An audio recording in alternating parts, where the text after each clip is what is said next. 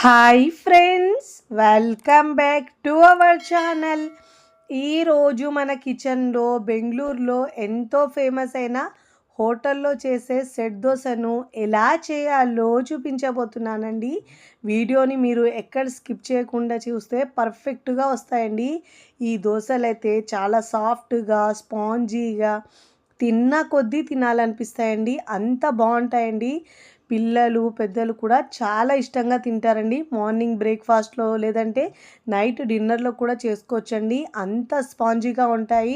మరి ఇక ఏమాత్రం ఆలస్యం చేయకుండా చాలా టేస్టీగా ఇంకా చాలా సాఫ్ట్ స్పాంజీగా ఉండే బెంగళూరులో ఎంతో ఫేమస్ అయిన ఈ సెట్ దోశను ఎలా చేయాలో చూద్దాం రండి.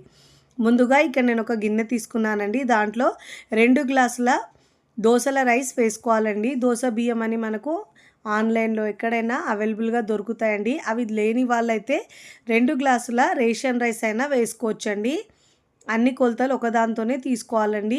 నేను ఇక్కడ 2 గ్లాసుల బియ్యం తీసుకున్నానండి. 1/2 గ్లాసు మినపగుళ్ళు తీసుకోవాలండి. బద్ద మినపప్పు అయినా తీసుకోవచ్చు. ఒక 1/2 టీ స్పూన్ దాకా మెంతులు వేసుకోవాలండి. అన్ని ఇంగ్రీడియంట్స్ని మిక్స్ చేసుకొని వాటర్ వేసుకొని ఒక 2 నుంచి 3 సార్లు శుభ్రంగా వాష్ చేసుకోవాలండి.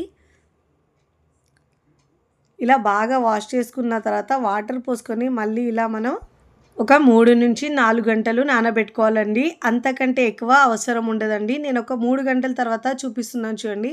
బియ్యం పప్పులు కూడా బాగా నానాయండి. ఇప్పుడు వాటర్ వంపేసి ఇప్పుడైతే మనము ఒక మిక్సింగ్ బౌల్ తీసుకొని చిన్నది, దాంట్లో ఏ గ్లాస్ అయితే మినపగుళ్ళు తీసుకున్నామో అదే గ్లాస్తో 1/2 గ్లాసు మనం ఇక్కడ లావుగా ఉన్న అటుకులు తీసుకొని దీన్ని కూడా శుభ్రంగా వాష్ చేసుకున్న తర్వాత వాటర్ వేసుకొని ఒక 10 నిమిషాలు పెట్టుకుంటే సరిపోతుందండి. మనము పప్పులు గ్రైండ్ చేసే వరకు ఈ అటుకులు నానిపోతాయండి. ముందుగా మనం నానబెట్టుకున్న బియ్యం ఉంది కదండి, మిక్సీ జార్లో వేసుకొని గ్రైండ్ చేసుకోవాలండి. ఫస్ట్ టైం నా ఛానల్ చూస్తున్న వాళ్ళు ప్లీజ్ నా ఛానల్ని సబ్స్క్రైబ్ చేసుకోండి, లైక్ చేయండి, పక్కనున్న బెల్ ఐకాన్ని ప్రెస్ చేయండి. ఇలా ప్రెస్ చేయడం వల్ల నేను పెట్టే వీడియో నోటిఫికేషన్ ముందుగా మీ హోమ్ పేజ్కి వస్తాయండి. ఇలా మనము మిక్సీ జార్లో ఎంత అవసరం ఉంటుందో అన్ని బియ్యాన్ని వేసుకున్న తర్వాత కొద్దిగా వాటర్ యాడ్ చేసుకొని మెత్తగా గ్రైండ్ చేసుకోవాలండి. ఇక నేను మెత్తగా గ్రైండ్ చేసుకున్న తర్వాత మిక్సింగ్ బౌల్లోకి వేసుకోవాలండి. ఇలా పెద్ద గిన్నెలోకి వేసుకోవాలి. ఇదే విధంగా మిగతా పప్పులు కూడా వేసుకోవాలండి. వేసుకున్న తర్వాత ముందుగా మనం నానబెట్టుకున్న అటుకులు కూడా వేసుకొని దీంట్లో కొద్దిగా వాటర్ వేసుకొని గ్రైండ్ చేసుకున్న ఆ పిండిని కూడా ముందుగా గ్రైండ్ చేసుకున్న గిన్నెలోకి వేసుకోవాలండి.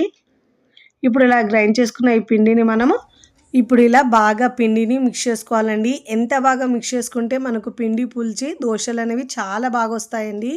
ఇప్పుడు ఇలా మిక్స్ చేసుకున్న తర్వాత మూత పెట్టేసి ఓవర్ నైట్ పిండిని పులియనివ్వాలండి. కనీసం 8 గంటలైనా పిండిని పులియనివ్వాలండి. నేనైతే ఇక్కడ ఓవర్ నైట్ పిండిని పులియడానికి పెట్టుకున్నానండి. చూడండి పిండి ఎంత బాగా పులిసిందో. ఇప్పుడు ఇలా బాగా మిక్స్ చేసుకోవాలండి. ఇలా ఒకటే డైరెక్షన్లో మిక్స్ చేసుకోవడం వల్ల పిండిలో బాగా ఎయిర్ ఫామ్ అయ్యి మనకు చాలా బాగా వస్తాయి. దోశలు అనేవి సాఫ్ట్గా ఉంటాయండి. ఇప్పుడు మన అవసరాన్ని బట్టి పిండిని మనము వేరొక బౌల్లోకి తీసుకోవాలండి. అవసరాన్ని బట్టి ఎంత కావాలంటే అంత పిండి తీసుకొని మిగతా పిండిని మూత పెట్టేసి ఫ్రిడ్జ్లో ఉంచుకొని మనం ఒక 2 రోజుల పాటు దోశలు వేసుకోవచ్చండి. ఇప్పుడు దీంట్లో మంచి కలర్ కోసం ఒక టీ స్పూన్ దాకా షుగర్ వేసుకోవాలండి. ఇష్టం లేకపోయినా స్కిప్ చేసినా పర్వాలేదండి. రుచికి సరిపోయినంత ఉప్పు వేసుకోవాలి. ఇప్పుడు ఇలా బాగా మిక్స్ చేసుకోవాలండి. ఇప్పుడు వాటర్ కన్సిస్టెన్సీ కొద్దిగా వేసుకుంటూ అడ్జస్ట్ చేసుకోవాలండి. చూడండి వీడియోలో చూపించిన విధంగా ఈ కన్సిస్టెన్సీ ఉండాలండి. ఇప్పుడు ఇలా మిక్స్ చేసుకున్న తర్వాత స్టవ్ మీద పెనం బాగా వేడైన తర్వాత ఇలా వాటర్ చిలకరించుకొని టిష్యూ పేపర్ లేదంటే క్లాత్తో తుడుచుకోవాలండి. ఇలా తుడుచుకున్న తర్వాత స్టవ్ని సిమ్లో ఉంచి ఇప్పుడు 2 గరిటెల పిండి వేసుకోవాలండి. మరీ పల్చగా కాకుండా ఇలా సెట్ దోశ కాస్త లావుగానే ఉంటుందండి. ఇలా వేసుకొని ఇప్పుడు దీనిపైన మూత పెట్టేసి మీడియం ఫ్లేమ్లో ఉడికించుకోవాలండి. పైన తడి ఆరే వరకు.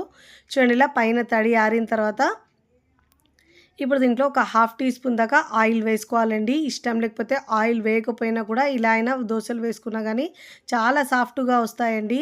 ఇలా ఒకవైపు మంచి కలర్ వచ్చిన తర్వాత ఇప్పుడు దీన్ని మరోవైపుకి టర్న్ చేసుకోవాలి.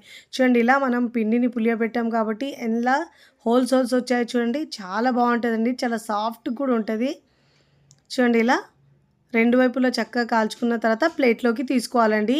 ఇక నేను మరొక దోస వేసుకుంటున్నాను. ప్రతిసారి దోస వేసినప్పుడు ఇలా టిష్యూ పేపర్‌తో తుడుచుకున్న తర్వాతనే దోస వేసుకోవాలండి. ఒకవైపు కాలిన తర్వాత మరోవైపుకి టర్న్ చేసుకోవాలి. చక్కగా 2 వైపులా కాల్చుకొని ప్లేట్‌లోకి తీసుకోవాలండి. నేను ఇక్కడ దోసలు వేసుకున్న తర్వాత సర్వింగ్ ప్లేట్‌లోకి సర్వ్ చేసుకుంటున్నానండి.